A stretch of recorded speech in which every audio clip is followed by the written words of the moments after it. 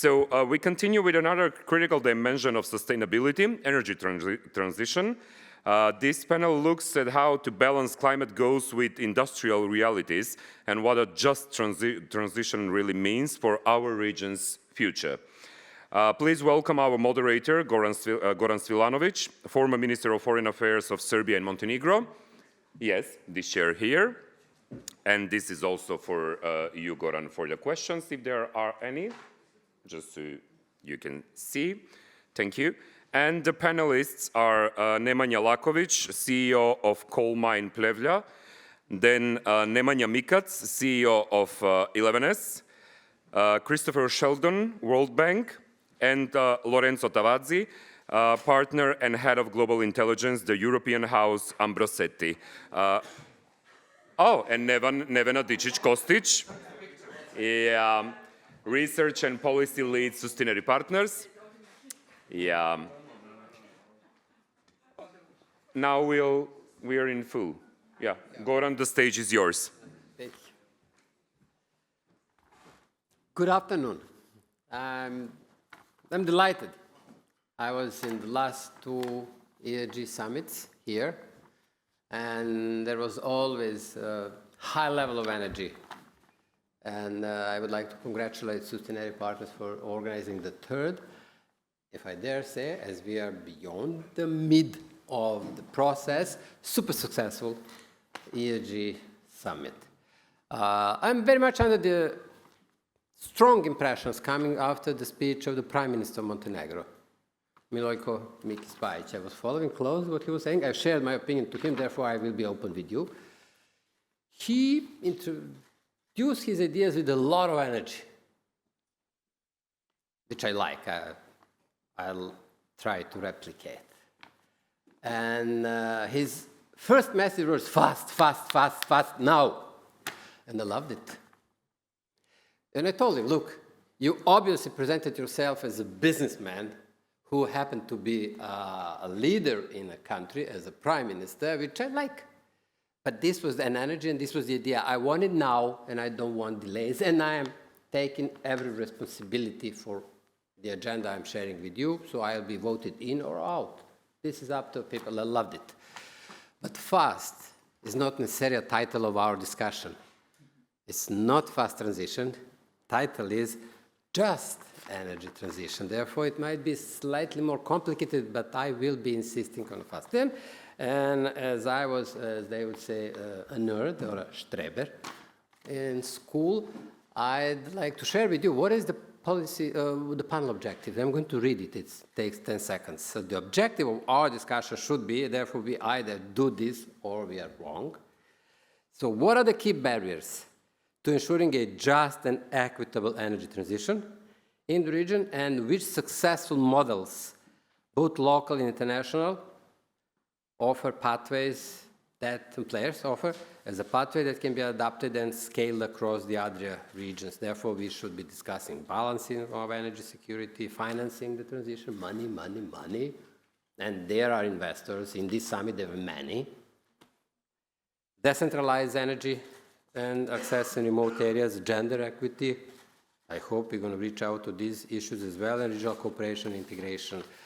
I had a privilege of meeting previously some of the speakers. Actually, Chris is a friend. We had a great lunch in Sarajevo 2 years back discussing some of these issues. Nemanja Mikac, I love as an entrepreneur with 11S, booming in battery industry in this part of the world, and would like to hear from him.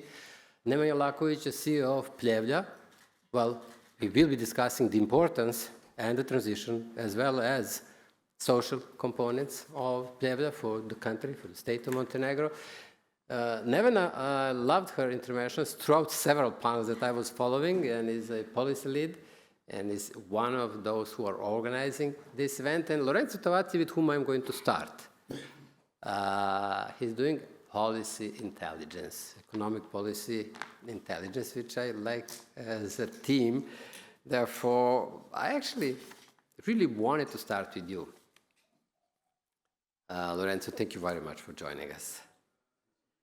And we had several minutes to discuss, so I intend to be provocative, blunt and dummy. I believe I'm the lowest intelligent guy around. So if I don't understand, I believe none of you understands. Therefore, I will insist to get a clarification on where we are. What do we do? As you are closely cooperating with the institutions, and I guess you share your knowledge both ways, with institutions as well as with your clients who are interested in this work. And you are dealing with regional foresight. What do you think? How big is the change coming with the new policy makers in DC, those very much worried after the Draghi report in the EU and around? We are part of those around. Chinese sitting there watching what is happening. President of Russian Federation, Putin, being busy with the war, but also being busy with the peace, hopefully, in the coming months. I'd like to really bring you directly into a Green Deal and ask kindly, where are we with the Green Deal? What would you say if I was your client? Having in mind the geopolitics, I introduced some pieces. What do you see? Where is the EU going with the Green Deal? I can be very dirty, and I will.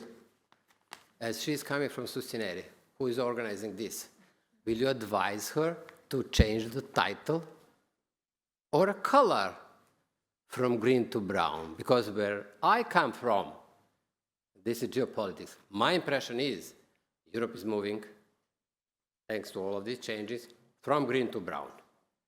But presume I'm your client. Where is the EU with the Green Deal? What do you expect to be the step in having in mind also the coalition agreement last night in Germany? Where do we go? Well, first of all, good afternoon to everybody. It's a real pleasure to be here. For sure, I think that we are definitely living quite interesting times, let's say interesting in inverted commas, quite challenging as well. I don't have any crystal ball, unfortunately. Otherwise, I would have bet some money on the stock exchange over the last few years. But in any case, I think that talking about Europe and talking about changing colors to green to brown, from green to brown, I think that keeping our feet on ground, that the EU Green Deal is not at stake, at least, has been quite reinvigorated, according to the new European Commission. President von der Leyen has made it quite clear that the EU Green Deal has to, is, and still will be the, let's say, the reference point of all the policies and industrial policies as well for Europe in the years to come. And that's a fact. Of course, there have been a lot of talks from many stakeholders, some of them quite vocal, to say, guys, we have to slow down the EU Green Deal. We have sometimes even stopped the EU Green Deal because it's damaging our competitiveness, our companies. But the fact is that EU Green Deal is there. To me, I would say it's a wise decision, because the opposite would be disastrous to completely start from scratch, say, we have lose money, we put a lot of effort over the last years. For sure, there are some shortcomings to be taken into account, and that's I think what you mentioned, the Draghi report, and I would add also the Letter report from different angles, you know that the Draghi report deals with the future of EU industrial competitiveness. The Letter report focus on EU internal market. And it's quite interesting to see that from different angles they came to the very same conclusions. We need to not to reshape or let's say we start from scratch our whole political and industrial infrastructure, but we need to move faster and in a more effective way. For sure, we do have some, as I said, shortcomings, in my opinion, when it comes to talking about the Green Deal. First, and probably the most important, even though there are many, many things, but the governance of the EU Green Deal. According to our estimates, our own estimates, but according to many others observers, we are not moving that fast in meeting the, not just the 2030, but the 2040, 2050. Have I understood you well? You're telling us we are not moving fast enough, and at the same time, we need to adapt to a change, and the change might be substantial. I'm not arguing if we set the objectives too high or too low. That's a fact. We need to go there, 2030, 2040, 2050. According to the current pace of development, just a simple projection, we'll be reaching the 2050 target, policy target to be climate neutral, so zero emission from CO2 in our society, in our industries, not in the year 2050, but 50 years later, more or less around the year 2102, to be precise, according to our estimates. So we need to move faster. We need to adapt. In my opinion, we do not need to change that posture, otherwise it would be not a very wise decision, but we need to tackle what is somewhat slowing down the entire process. And on the one hand, in my opinion, we need to seriously discuss the governance of the energy transition in Europe, because we know there are a lot of players, actors at very different levels, supranational actors, national actors, domestic actors, many of them with overlapping competencies, many of them with competing competencies and sometimes conflicting competencies. We do have also in the energy transition and the process of the energy transition, the veto power, which sometimes is a very stumbling block, let's say. So we need to address this kind of issue. And at the same time, we need also to tackle another very important issue, very much highlighted by the Letta report, which is the still incomplete integration of the internal EU energy market. And it's quite clear because the signs are there, meaning if you consider, for example, the prices, the energy prices among the many different EU member states, you see huge differences. For example, talking my country, I'm from Italy, last February, we registered on average energy prices between 40 to 48% higher compared to the level registered in the same period in Spain or France, which are more or less comparable or benchmark for Italy. It's definitely no good. But also, if you take into consideration, for example, taxes, how the prices are formed, and in particular with electricity, again, the European context is highly differentiated. If you want to consider infrastructure, cross-border infrastructure, energy infrastructure, we do not have enough cross-border infrastructure. The level of interconnections are still very, very low compared to what is needed. I stay a moment with you in continuation. What do we do? What is your advice for us in the Balkans? Here are the people coming from Montenegro, but also from other countries around. What would be your advice? First of all, to agree on the problems, and I think more or less the discussion is going towards a certain direction, to me is good.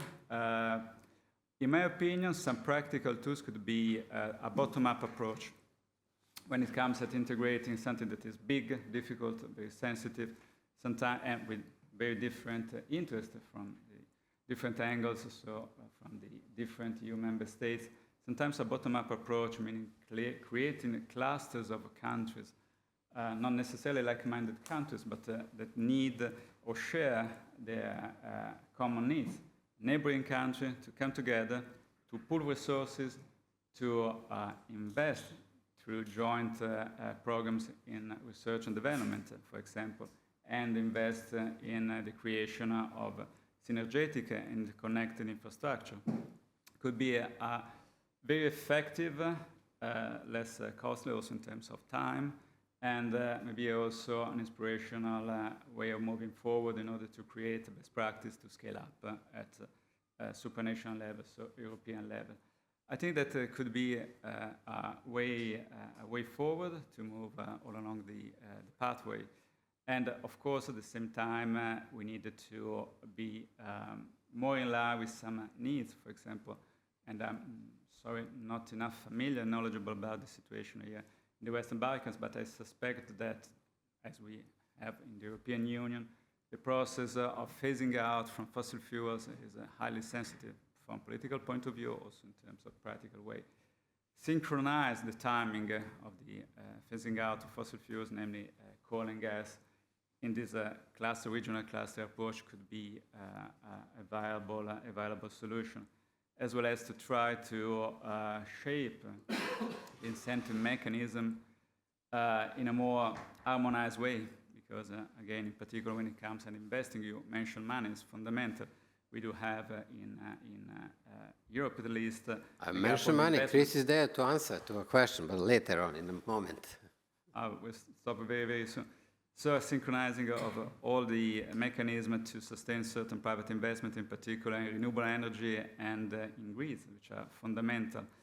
And of course, trying to leverage on some tools for example, the creation of local energy communities, bringing together several stakeholders from public sector and you said two critical words. One is music for the ears of Nemanja Laković, CEO of Pljevlja.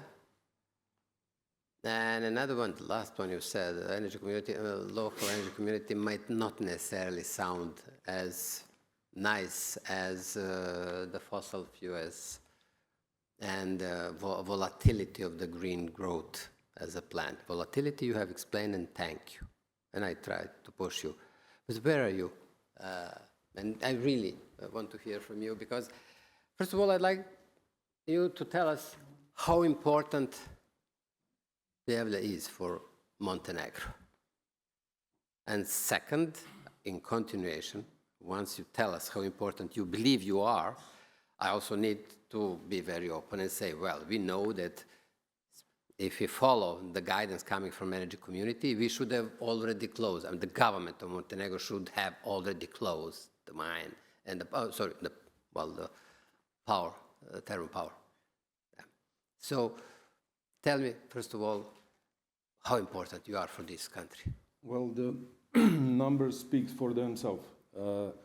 Thermal power plant and coal mine in Pljevlja produce about between 40 and 60% of electric power per Montenegro.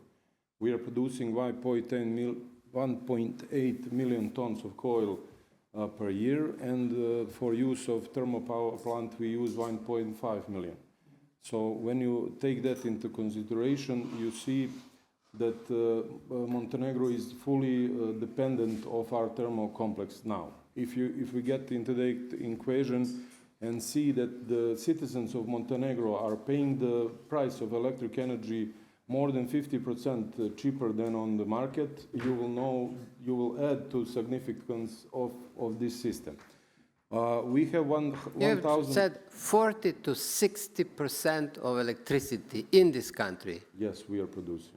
Is all colleagues of yours you are working with and the team you are heading. Sorry? So 40% to 60% of the overall energy, electricity production in the country is owed. So it's thanks to you and the team and the colleagues. Power plant, yes. It's huge. But look, we just have discussed indirectly dependency. So the country depends on you. Germany depended on Russia's gas, and we see where they are now. The country depends on you.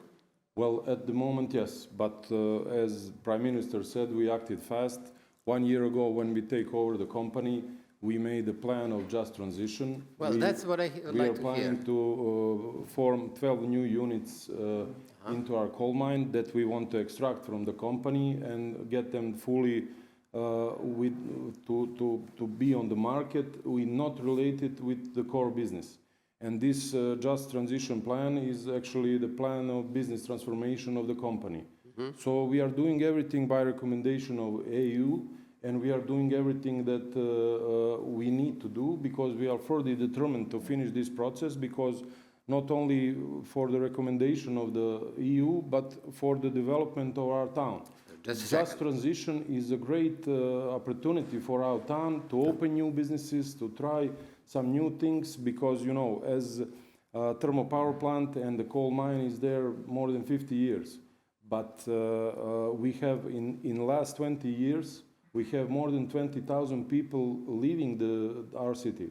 And 86% of people wants to leave, young people. So it's definitely time for change. We need to do something to stop Speaking this. on a time horizon, your time horizon, as I've said, you have agreed that if you were following the recommendations of our energy community, you should have been closed years back. But what is your horizon? What do you think is realistic? Well, if you take this data, it's very simple. We know how much dependent the Montenegro is, how much we have 1,300 people working in the coal mine, and we have 300 working in the power plant.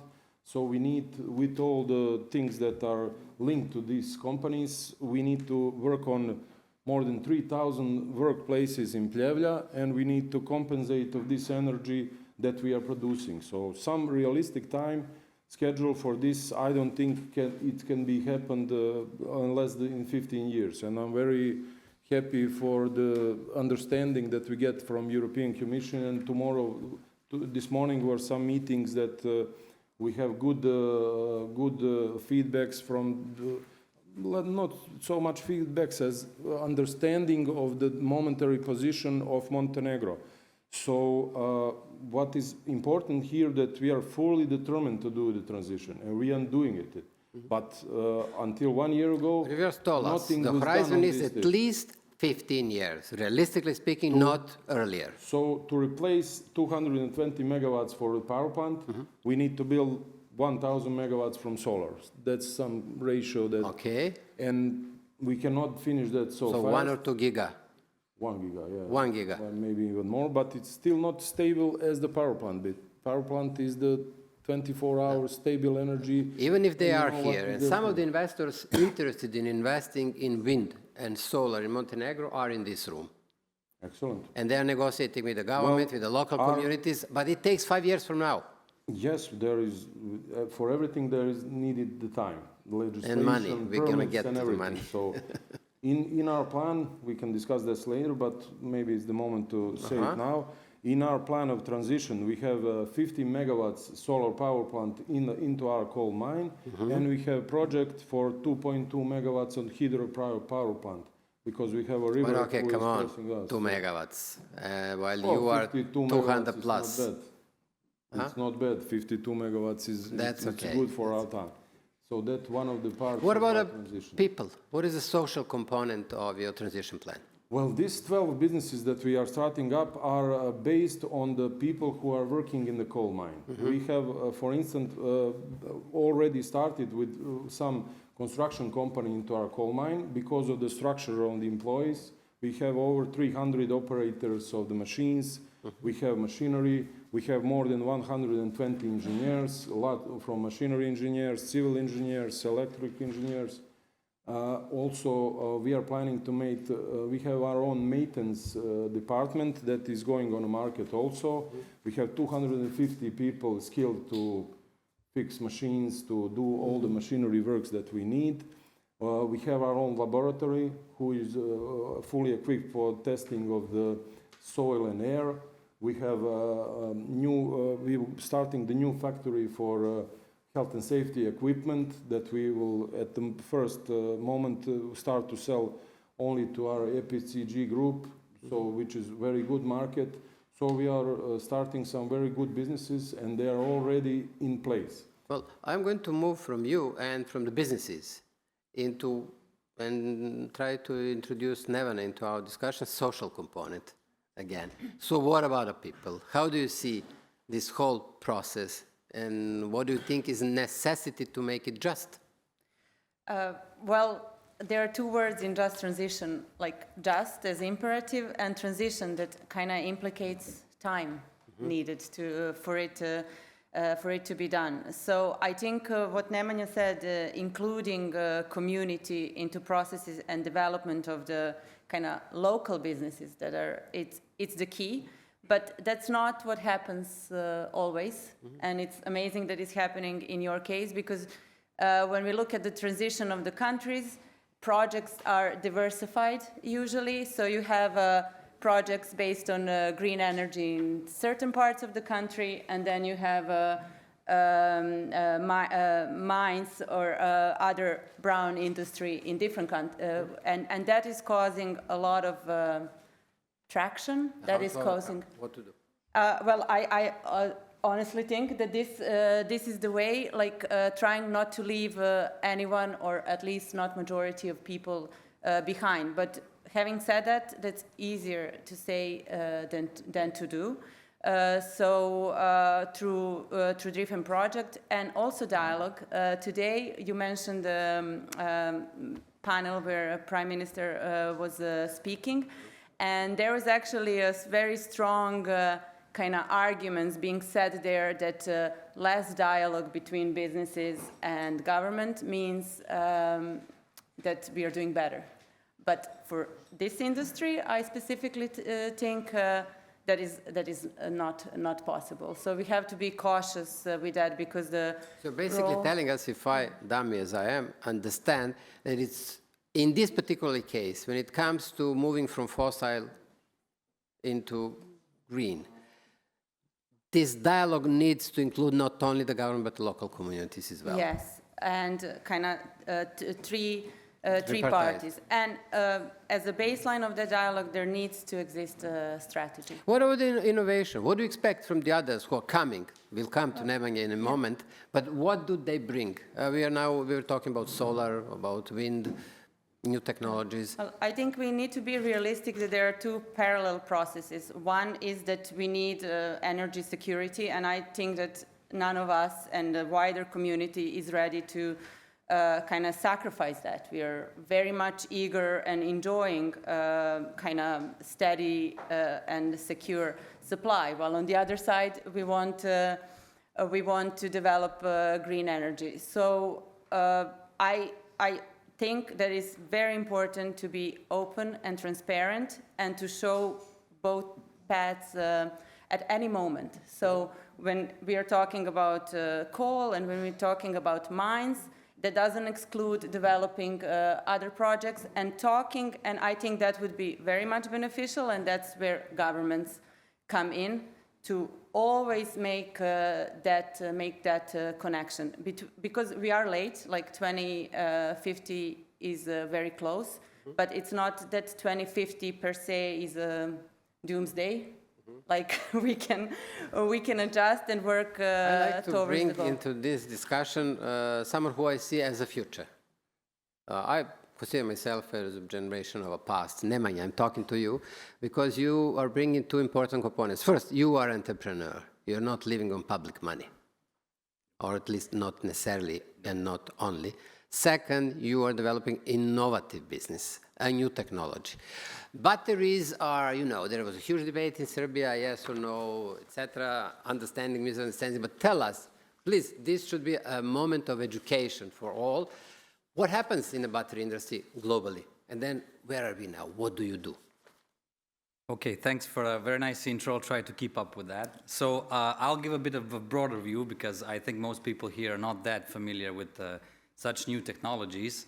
So energy storage is actually almost everywhere around us already. And 15% of global production is going into energy storage for the grid.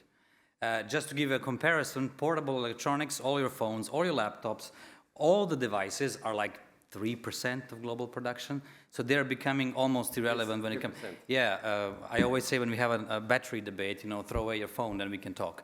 But most people usually decide to talk. Going back to this, that means that on a global scale, we 2 months ago overcame pumped hydro as the largest storage in the world. That means batteries have officially, by installed power and installed storage, in total have overcome pumped hydro. That's something I think most people don't know. And in China, so-called new energy vehicles have reached 50% market penetration. Every second vehicle has a battery. And not a battery you start the car and listen to music. No, the drivetrain battery, the real battery. So what that means is, did we come to this, right? And just FYI, just a funny story, our largest factory, when it was supposed to be built in 2030, it's going to use 52 megawatts of power, baseload.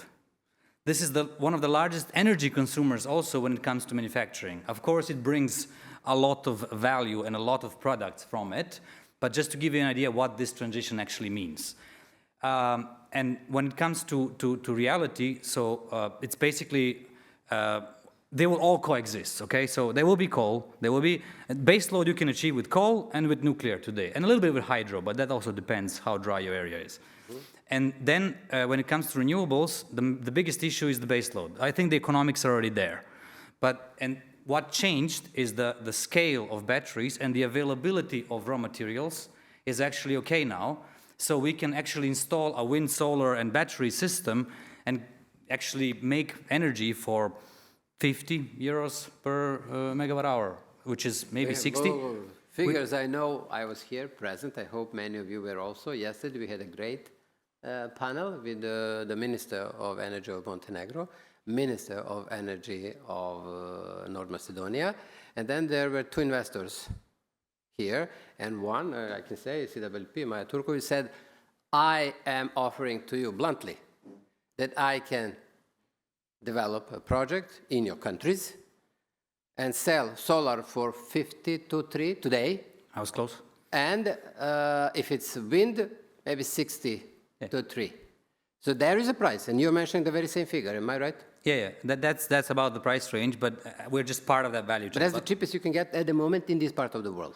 But what changed is that the base load was somehow carried over to our friends in coal or nuclear or any other, which was not kind of fair. I've seen the reaction of ministers. Thank you. You talk, which is not bad. That's the point. This is part of the story. So you have to have that 24 hours a day. And that's something they don't like to talk about, because we have peaks when the price is zero, and then when price is really high. But anyway, that's going into maybe details. I do have another question for you, believe it or not. And this is, as I was learning from Mr. Lakovic, his horizon is 15 years. Yeah. And then we can seriously talk. At least. Where do you see yourself in 15 years, your business? Can you look into this far future? We are talking about at least a 30% growth per year in the next 10 years on average. What? So that means it's Anyone has a calculator? What does this mean? Do the KPM model on 30.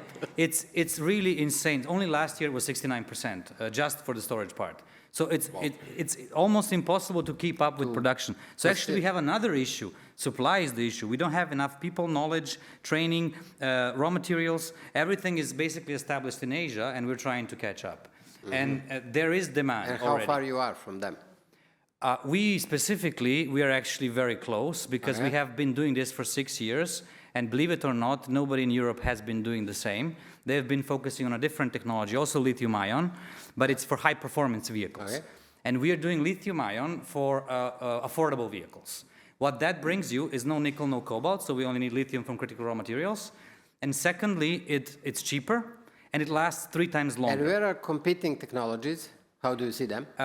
Competing technologies, well, basically LFP is what we do, is now 59% of the world. And China, about 75% of the world.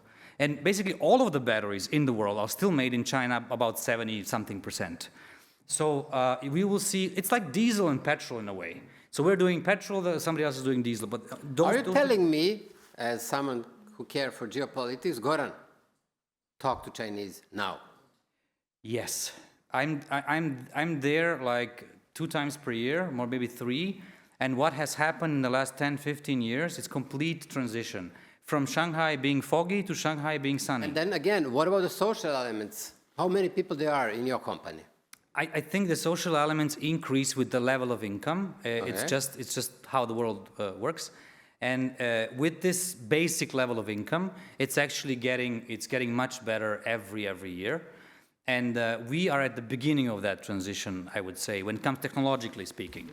And what we have to do in our region, and we talk about the whole region here, is a complete transition of 10 billion euro annual business, where whole supply chain, which companies which don't even know they can be a supply chain. Bring it to the countries from the region. What does it mean development-wise for us who live? You're in For Serbia. Goran or for Serbia or for the whole region? Well, leave Goran aside, for Serbia. No, or for Montenegro, Bosnia and Herzegovina. All jokes aside, like a paradox is, we were before a packaging company, a food packaging company. And how does a food packaging go into energy business?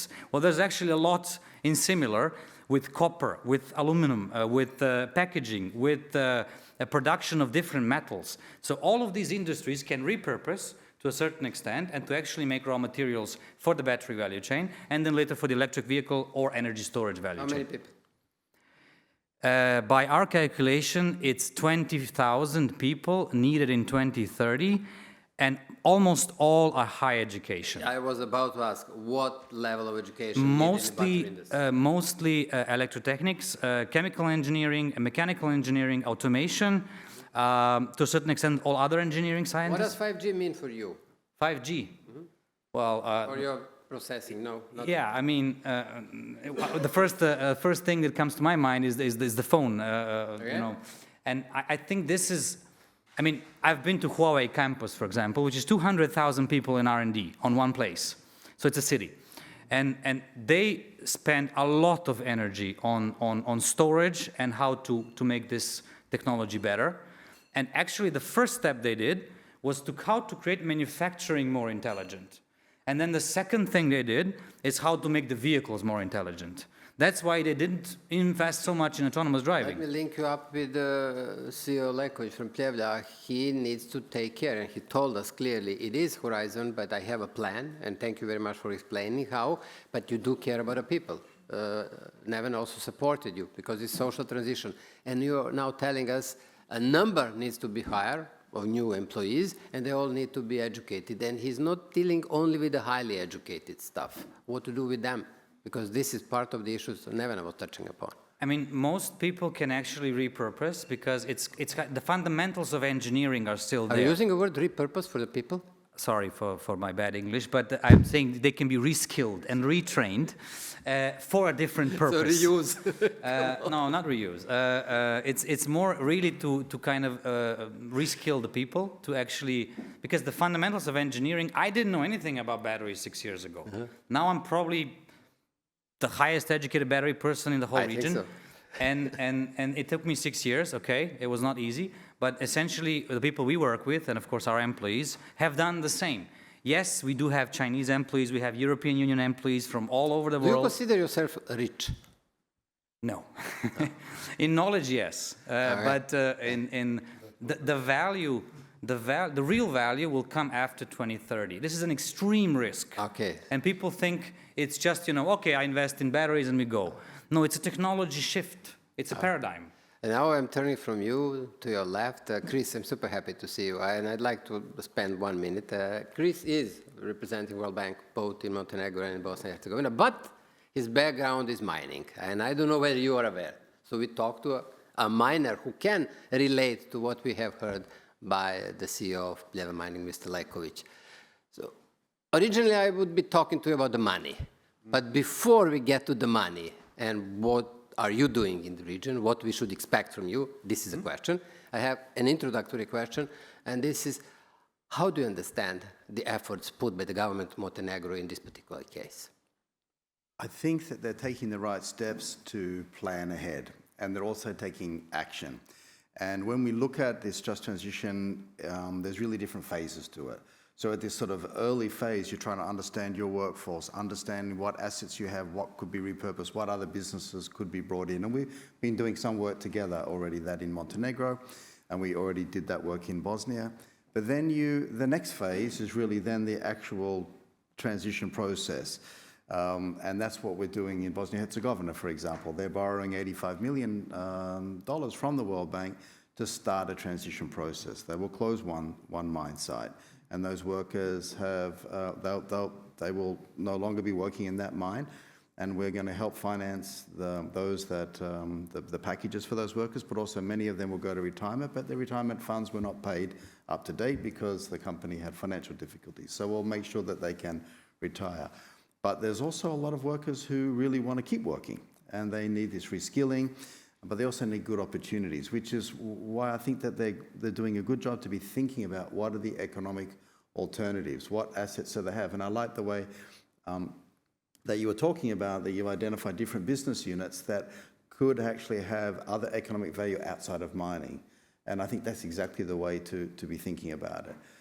We also have to, then you have a longer term phase, which is, the viability of that area. I was quickly checking my phone, the details, because if I remember correctly, there's about 25,000 people in the city, around 1,600 work directly in the, so then you have people and their families.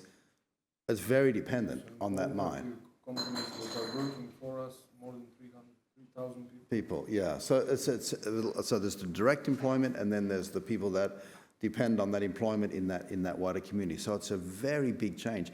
And I've always felt in the case of Montenegro, in some ways having one coal mine and then the two hydro, it's just one, if you can and transition, then you'll be all green. But it actually, because you only have one, makes it actually very difficult, because this, 40% is sort of the normal load from the coal, but when the hydrology is not good, then you depend more on coal and you have less capacity You're from hydro. Aussie, if I'm not wrong. You're Aussie. Yeah, I'm Australian, yes, Yeah. yes. Okay, so you're coming from a country which is home of the two biggest mining companies, BHP and RT. Yes. Yeah, then you do have a knowledge. So how do you see future of mining in this part of the world? Because there are many comments towards mining as such. Yeah, I actually think that there's huge potential for metal mining in this region. I think it's totally underdeveloped, underexplored. I think that the exploration methods that were used here are very old, and there's a lot to be discovered. Historically, this whole region was full of mining. I mean, but maybe not these huge deposits, but more manageable sized deposits that still have economic value. I think there's a lot that can be done there, particularly with critical minerals for renewable energy. I mean, it's not just lithium. I know that always gets all the attention, but there's a lot of minerals that go into energy technologies. In Bosnia, I think our phones ammonium. have 28 different minerals in there. Bosnia, there's some new mining investment. Adriatic Metals are trying to be a very responsible company. But there's great geology all over this region. And then for all of but how does it make it just for us here? Well, that's also where some, potentially workers from coal could move into other metal mining. Oh, yeah? I remember in the case of, we were talking about this with some of the mining companies some years ago, and it was like moving from energy minerals of the past, coal, to energy minerals of the future, the metals that go into batteries and windmills and other things. So there is the potential to even transfer skills from one to the other. But whether geographically they're in the same location, that's a different matter. But there's also that potential. Now we go back to money. Yeah. So the initial idea. Yeah. What, having in mind where you come from, meaning World Bank, and working for these two countries, what should we expect? So you can expect support, and it's more in the form of what we call trust funds to do this analytical pieces, like we did with this LURA assessment. LURA is a tool we developed called Land Utilization Repurposing Assessment. So looking at a mine and what can you do with this land realistically. So that sort of thing we do for free, basically. It comes from our own funds or trust funds that donors give to the World Bank. But when it comes to the actual transition part, you really need to make some serious investments. And a lot of that does fall onto the country's budget, and in many respects also to the energy utility or the coal mining company. I like to think of it that each company has certain responsibilities to their workers, and they really have to pay that. But there's a broader investment that the country itself has to make. But really, to see this transformation happen, you need to have the private sector in there to help create new jobs. And private sector is sitting next to you. Yeah, Where does the money come from, Nemanja? The money, initial money always comes from somebody who strongly believes in this and likes to take risk. I mean, likes, of course, with certain trade-offs. The initial capital came from our own group, which we were actually in packaging for 32 years. So we repurposed that part of that business and invested into batteries. Mm-hmm. And then later on, as the risk goes lower, you have more access to, let's say, more affordable capital. I go to the first Nemanja, the CEO Nemanja Lakovic. Where does the money come from in your case? Well, How do you finance this big adventure called transition? for now, the money comes from our sources. Last year, we broke all the records in production and in finance and financial results. We have more than 15 million euros profits, and for now, we are financing these projects from our own money. But we have In lots spite of the relatively low price of electricity. Sorry? In spite of the fact you are financing and you do have Yes, 15 million coal profit. mine is charging coal through electric company, and electric company is charging know, from the but people. still. So we are not affected. It goes one Yeah, by but- one. Yes, but Price of coal may electric go up. company is paying regularly, so we are good Okay, on you're that. happy with that. I must say that we are participating for 1 year on these old conventions, and we are trying to find some investors to these new ideas that we have. And for now, the only one who will follow us is the Development Bank of Montenegro. We have some good relations with them, and they are willing to give us about 15 million euros for our projects that we are planning to do. And everybody must understand, Pljevlja is ground zero for the just transition in Montenegro. So whoever wants to do something concrete to help us should come to Pljevlja, like Before World I Bank go- came with this Lura project. They made this project that can be very useful for us, and all the other funds, European, that who wants to help us should come to Pljevlja, look at our plan, decide we can help you with this, we can help you with this, or give us some new ideas. We are open for any help we can get, but for now, we are financing everything from our sources. Yeah, thank you. And this Before I go help in back- finance will be can make prepare us sooner to finish this transition Okay. if we can get some help. Chris, the reason I cut you short was that you start talking about feasibility, pre-feasibility, and analytics you mentioned. This is why I wanted to speak real money, not analytics. So go back to you. Yeah, so we can finance actually the transition. For example, like in Bosnia, there's 85 million. And there's a small grant element in there. The UK government's giving some grant finance to that, and I think that the EU will also give some grant financing in the near future.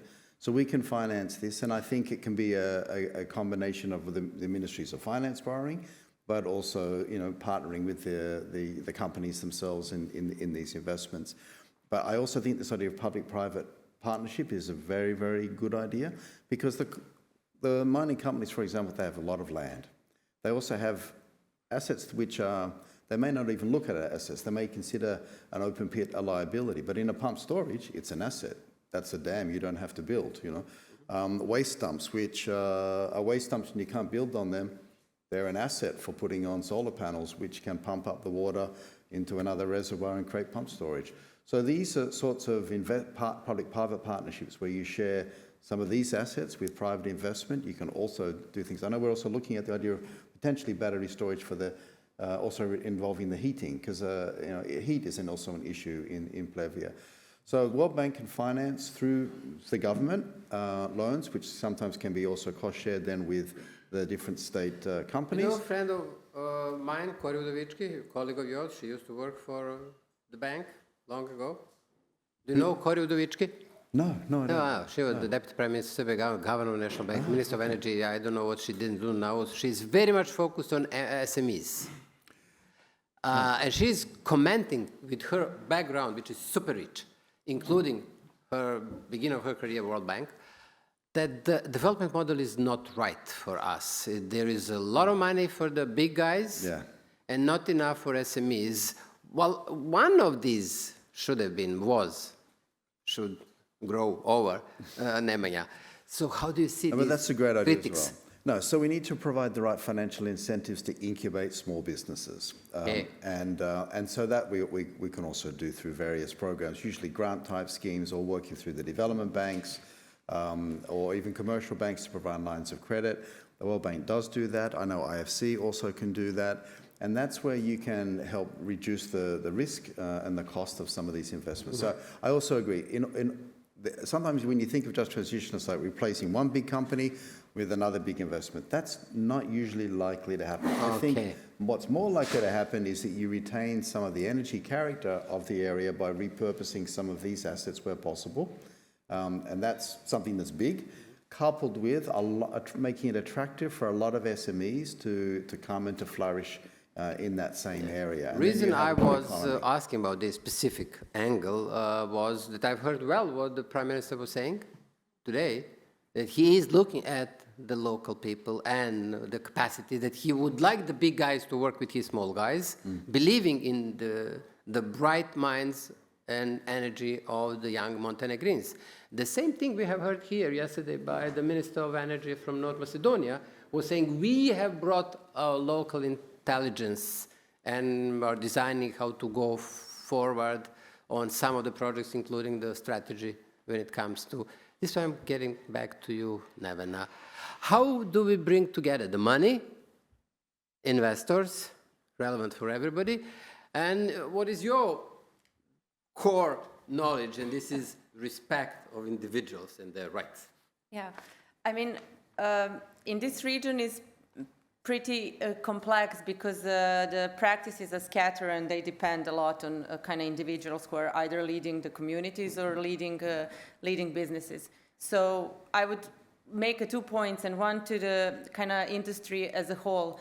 The big plus on the side of the industries that are brown, as you said, now I can't stop saying that, is that they're very much long-term investments, as opposed to many others. And that per se opens the kind of floor for long-term strategies. And that brings me to that all this cannot work if we don't have a kind of long-term strategy and a social deal. It's been done, and this is, I mean, if there is one topic that is the most important in the whole world, that is the question of transition, because there is a energy transition, there is science behind it, so we have to do it if we want to keep kind of existing and living on this planet the way we do, or better. So I think if we would have that, and that needs to come from different stakeholders, including governments, then all these are the building pieces and building blocks. How about the inclusiveness of the processes? When it comes to society, meaning men and women and everybody else. I think the more the industry needs higher educated people, the less the difference between men and women exists, or it's even relevant. So I think in the future that will hopefully become irrelevant questions, but companies supporting education systems, girls in STEM, and all that helps a lot in that question. Lorenzo, I've not forgotten about you, though it looks like I have. There is a question actually that I would like to start with you, and then maybe the others will join from the audience. And this is, well, while closing your introductory part, you mentioned energy communities, then I immediately reacted. But what about the renewable energy communities?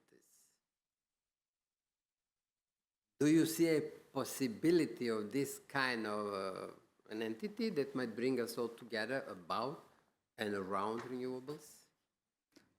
Well, very much differentiated experiences, meaning that renewable energy communities, for example, at least to my knowledge, in some parts of, again, remain in Europe, in northern countries of Europe in particular, are working quite well, bringing together all the stakeholders, having good functioning, delivering good results for the local communities. Moving towards my country, Italy again, as of now, despite a lot of efforts, renewable energy communities are not taking up at all. It's a failure, more or less. So, may I ask you to comment on what you have heard? Because you are the new kid in the block. We do know each other very well. But how do you understand what we've been discussing? Well, just what do you have learned? Because it was educational for me, at least. I don't know. What you? Just energy transition is a huge topic, it's clear. In my opinion, I want to be maybe so stark in my reasoning, is a matter of finding a balance between trade-off. That's the question. Considering that we are not in a closed environment, meaning outside, people are moving very, very fast in reaching geopolitical leaderships and various aspects of the just transition. It's not new that China is proactively has been seeking to getting a leadership, not now. They start in the 1990s, more or less, and now they are where they are. The US, I think, is not again surprising that, particularly the new Trump administration, is very, very vocal towards Greenland, which is very rich of some key resources for the just energy transition. And What again, about the losers in the process? Nemanja, I'm asking you. I was shocked when the Deputy Prime Minister in my government, 25 years back, 23, has used the word in TV, losers of a transition. I was like, come on, we are all winners, but they are losers. How do you see this? Who are the winners? And then we're going to discuss losers in a minute, possible. I'm going to sideline it a bit. So how, US is making AI and sending rockets to space.